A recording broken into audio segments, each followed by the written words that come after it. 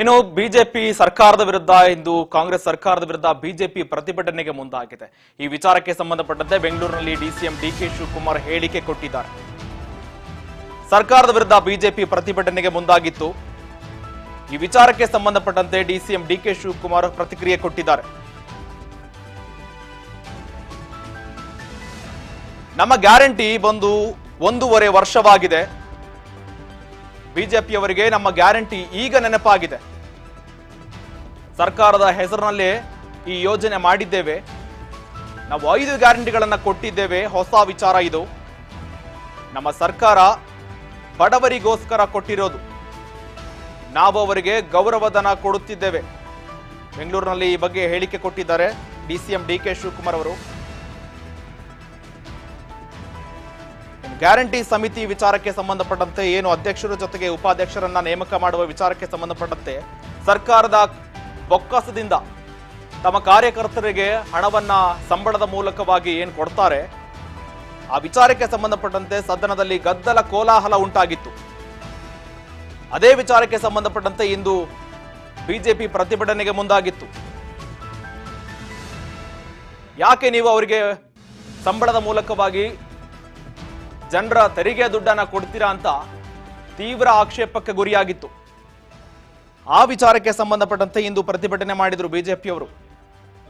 ಈಗ ಬಿಜೆಪಿ ವಿರುದ್ಧ DCM DK Shivakumar counter ಕೊಟ್ಟಿದ್ದಾರೆ.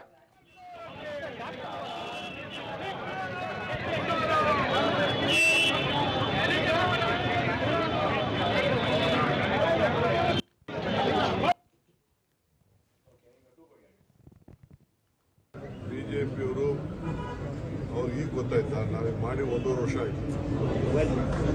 ನಮ್ಮ ಸರ್ಕಾರ ಬಂದ ವರ್ಷದಲ್ಲೇ ನಾವು ಇದನ್ನು ಮಾಡಿದ್ದೇವೆ.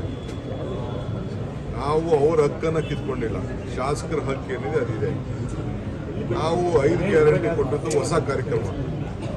ಆ ಹೊಸ ಕಾರ್ಯಕ್ರಮನ ಬಡವ್ರಿಗೋಸ್ಕರ ಕೊಟ್ಟಂಥ ಕಾರ್ಯಕ್ರಮನ ಮನೆಗೆ ಹೋಗಿ ತಲುಪ್ತಾ ಇದೆಯಾ, ಸರಿಯಾದ ಉಪಯೋಗಿಸ್ಕೊಳ್ತಾ ಇದ್ದಾರಾ, ಮಿಸ್ಯೂಸ್ ಆಗ್ತಾ ಇದ್ದಾರಾ, ಅಕ್ಕಿ ಸರಿಯಾಗಿ ತಲುಪ್ತಾ ಇದೆಯಾ, ಎಲ್ಲ ಡೈರೆಕ್ಟ್ ಬೆನಿಫಿಟ್ ಡಿಬಿಟಿ ಮಾಡ್ತಾ ಇದ್ರು ಕೂಡ ನಮ್ಮ ಜನರಿಗೆ ಅದರ ಉಸ್ತುವಾರಿಯನ್ನು ಜವಾಬ್ದಾರಿ ನಿವಾರಣೆ ಮಾಡಲಿಕ್ಕೆ ನಾವು ಕೊಟ್ಟಿದ್ದೇವೆ. ಇವ್ರ ಮೇಲೆ ಅಧಿಕಾರ ಚಲಾವಣೆ ಮಾಡೋದಲ್ಲ.